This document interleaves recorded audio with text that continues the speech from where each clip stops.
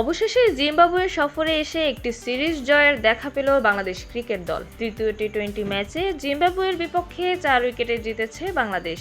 2-1 ব্যবধানে টি-20 সিরিজ জিতল টাইগাররা। ম্যাচে আগে ব্যাট করতে নেমে জিম্বাবুয়ে তুলেছিল 143 রানের পুঁজি। বোলিং এবং ফিল্ডিং এ দুর্দান্ত ছিল বাংলাদেশ। জবাব দিতে নেমে তানজিদ হাসান তামিমের 50-তে জয়ের পথেই ছিল বাংলাদেশ দল।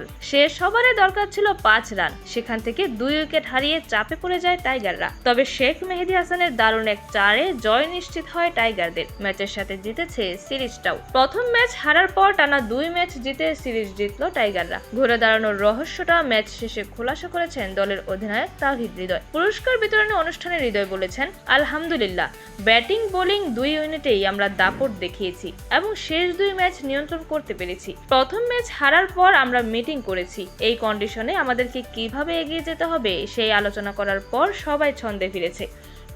এছাড়া স্পিনার রিশাদ হোসেন এবং তানজিদ হাসান তামিমের ব্যাপারে হৃদয় জানিয়েছেন, রিশাদ সুযোগ পেয়ে নিজের সামর্থ্য প্রমাণ করেছে।